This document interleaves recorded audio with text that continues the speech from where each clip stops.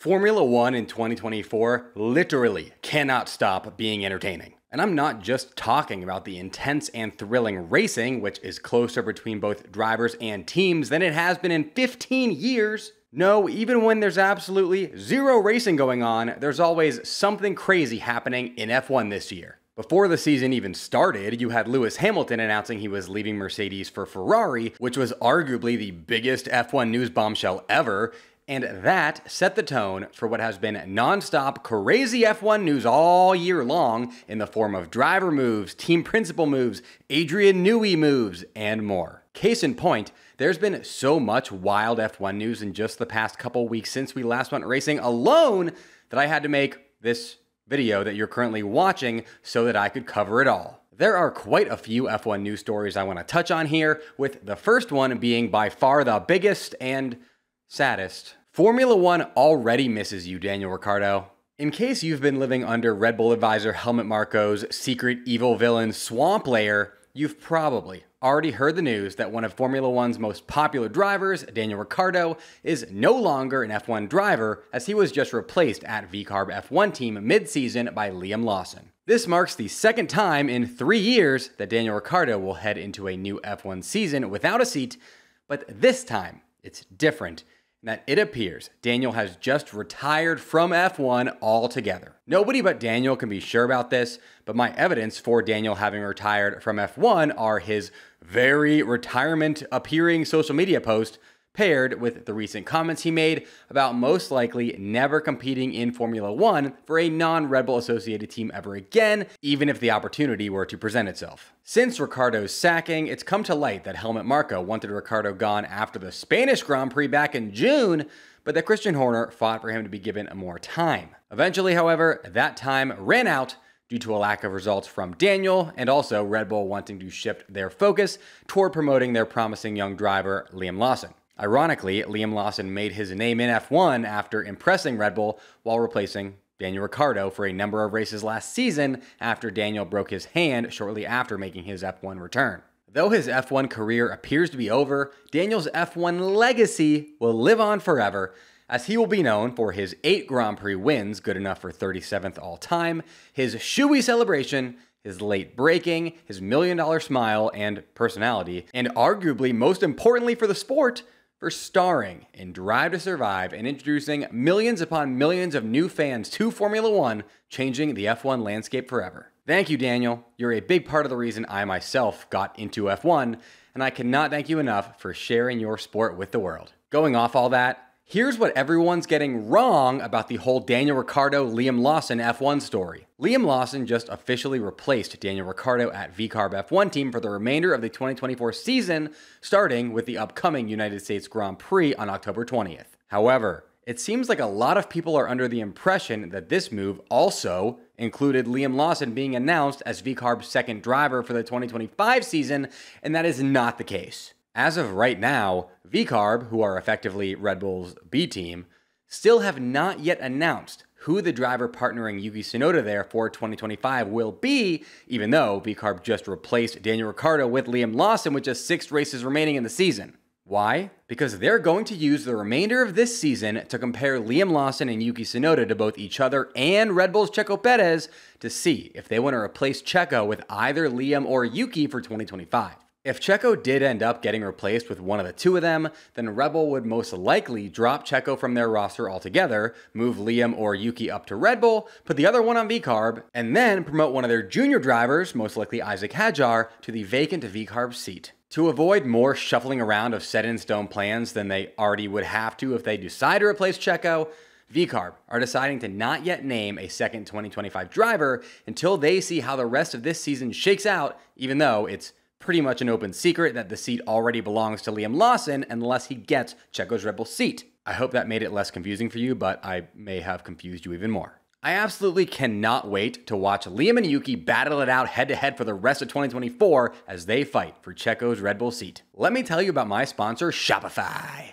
Shopify is the best all-in-one commerce platform capable of handling your business's complexity no matter how big you grow. Step up to Shopify and harness the best converting checkout and the same intuitive features, trusted apps, and powerful analytics used by the world's leading brands like Ruggable and Allbirds. Why spend time trying to build an online store with someone besides Shopify when Shopify stores convert the best? That's a rhetorical question. You shouldn't do that. One thing I love about Shopify is that it integrates with YouTube, which just goes to show how forward-thinking they are when it comes to selling products in the modern digital age. Stop leaving sales on the table, folks. Switch your business to Shopify and discover why millions, yes millions, trust Shopify as their all-in-one commerce platform to build, grow, and run their business. Sign up today for your $1 per month trial period at shopify.com/fbone, all lowercase, very important folks, all lowercase.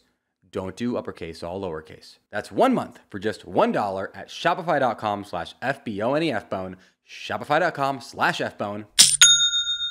Next up, the worst team in Formula One still has not yet announced who their second driver for next year will be, and we're waiting. We still do not yet know who will be partnering Nico Hülkenberg at Sauber for 2025. Now, at first glance, this looks like a very not enticing job opportunity for prospective F1 drivers. Sauber are not only in last place in the F1 World Constructors' Championship right now, but they haven't even scored a single point yet this season in what's trending to be the worst season for an F1 team in 3 years. However, the second seat at Sauber has two major things going for it. First, it's a seat, and the only one currently available for next season, so if you want to be an F1 driver and you aren't already one, it's quite literally your only option. I think most drivers would agree that the hardest part about becoming an F1 driver is just getting a seat on the grid in the first place, as there are currently only 20 F1 drives per season and a ton of current, past, and potential rookie F1 drivers vying for each one of them at all times. Because of this, there is generally a beggars can't be choosers mentality among rookie drivers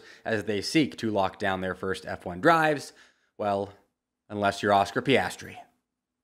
The second major thing this second Sauber seat has going for it is that starting in 2026, Sauber will be transforming into the eagerly anticipated Audi F1 team. This will be a works team manufacturing its own power units. The prospect of such a well-respected sports car brand and engine manufacturer entering F1 has fans and drivers alike excited that Audi could enter F1 and immediately be competitive given their vast experience making cars and car engines. And not only that, but Audi have already signed two big F1 names to lead the team, former Ferrari team principal Mattia Binotto and current Red Bull sporting director Jonathan Wheatley. This indicates that Audi are committed to winning F1 races as soon as possible. They weren't cheap. But J-Bone, all that's happening in 2026, and the current Sauber seat opening is for 2025. I know.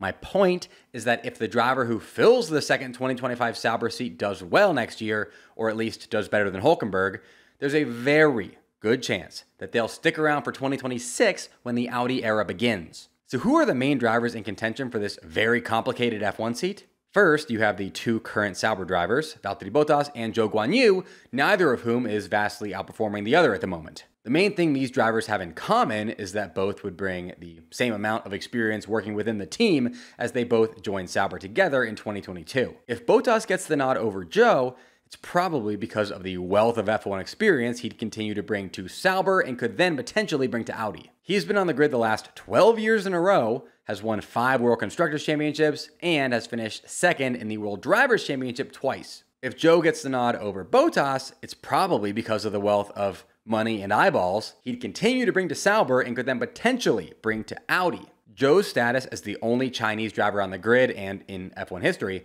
could set Audi up to gain a huge market share in China, both in terms of F1 fandom and sports car sales. Looking outside of Sauber's current drivers, one driver who just recently drove his way into contention for this open seat is Williams super sub Franco Colapinto. Since replacing Logan Sargent at Williams for Monza 3 races ago, Colapinto has been quite impressive in how he's adjusted to F1 and how he's kept up with his more experienced teammate Alex Albon, scoring 4 times more points in Azerbaijan alone than Logan Sargent, who he replaced, did in his entire F1 career. If Sauber are looking to add a promising and slightly proven youngster with a potentially super high ceiling to partner the experienced Hülkenberg, Colapinto looks like he could be the guy. Another young and promising driver being mentioned as in the running is reigning F3 champion and current F2 championship leader Gabriel Bortoleto, whose top-tier performances in each of his last 2 racing seasons make him impossible for F1 teams to ignore right now. The issue with him for Sauber is that he's a McLaren guy, so they'd have to make some sort of deal with Zach Brown in order to bring him on.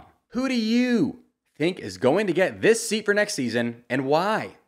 Let me know in the comments. Like I mentioned, Audi will be joining Formula One as an engine manufacturer for 2026 and beyond, but this addition won't result in a net increase in the total number of F1 engine manufacturers because of the next big news story. One of Formula One's biggest and most famous names ever is about to leave the sport for good. That name?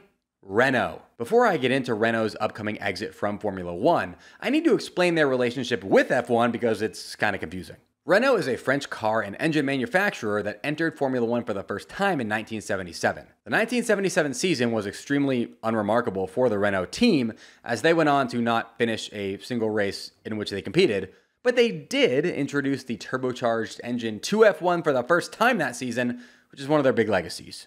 It's certainly not their biggest legacy as a team and/or engine manufacturer, though. That will be Renault F1 team's back-to-back Drivers and Constructors Championships in 2005 and 2006 with Fernando Alonso, as well as the 19 other Drivers and Constructors Championships that they racked up as a power unit supplier for Williams, Benetton, and Red Bull. Renault engines have been in Formula One every year since 1977, aside from 5, with 741 F1 Grand Prix containing Renault engines, and 400 of those Grand Prix containing Renault's Works F1 team, now called Alpine, which is where a lot of the confusion comes in. Alpine equals Renault equals the team that ruined Daniel Ricciardo's career. Don't at me. Back to the news story at hand. After one of the most accomplished runs in F1 engine manufacturer history, Renault have announced what's been rumored for quite some time, that after next season, they will no longer be an F1 engine manufacturer. This means that the F1 team they own, Alpine F1 team, will no longer be the Works Renault team, but will become a customer team, most likely via a power unit partnership with Mercedes. At that point, I say Renault should just sell the team to Andretti and quit everything, but whatever. It's speculated that Renault's inability to design a truly competitive turbo hybrid power unit over the last 10 years and the associated underperformance of their Works team as a result is to blame for Renault's F1 exit, but Renault didn't really give a reason why they're leaving. They were just like, yeah, we're done. Kind of weird. Either way, it's fitting that Renault announced their exit from F1 at almost the exact same time as Daniel Ricciardo, whose career they ruined. Don't at me. Farewell, Renault. I don't forgive you, but thanks for making Fernando Alonso a double F1 champion all those years ago. Next up, here's how one swear word has Max Verstappen threatening to retire from Formula One. During an official F1 press conference the Thursday before the Singapore Grand Prix, Max Verstappen was in the process of insulting his underperforming Red Bull car when he referred to it as effed, except he said the actual swear word, not effed. Because swearing during official FIA press conferences is not allowed, Max was handed a community service penalty by the FIA that would require him to do some sort of community outreach work, which is maybe the lamest thing the FIA has ever done, and that's saying something. In protest of what he rightfully deemed a ridiculous penalty, Max went into Saturday's post-qualifying official press conference and went full Marshawn Lynch, I'm just here so I don't get fined mode, offering up only short responses to questions before making it clear to reporters that he'd be more willing to chat with them outside of the confines of the official press conference where he could speak more freely without fear of getting in trouble again. My favorite part of Max's protest was that he claimed he was not saying much because of a problem with his voice, when we all know it's because he was doing a big FU to the FIA. After the Singapore Grand Prix, Max would go on to say the following to media, outside of the official press conference, of course: when you can't be yourself, you have to deal with these kinds of silly things.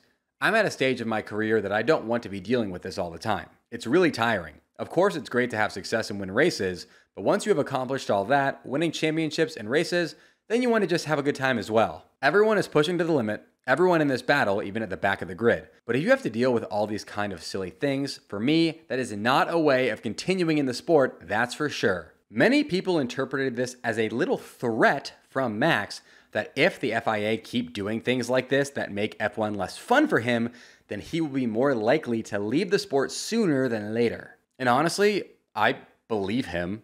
and think this is more than just a hollow threat, seeing as Max has never shied away from discussing his aspirations to try out other racing series. That dude is gonna do endurance racing at some point. That is a fact. What do you think of Sweargate? Let me know in the comments. Shout out to my sponsor, Indeed, which is the best hiring platform where you can attract, interview, and hire all in one convenient place. One place. Whether you're hiring or looking for a job, Indeed is the place to go.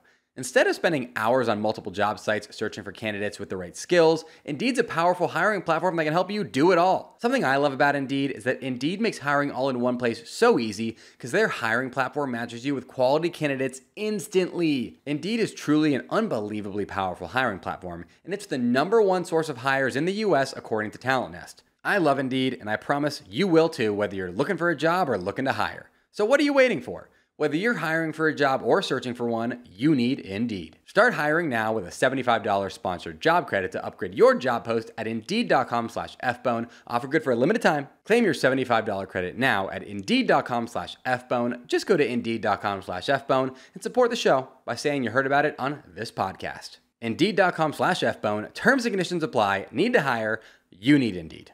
Last and least, we unfortunately need to talk about how my 3 bona fide Singapore Grand Prix race predictions turned out. Oh, God.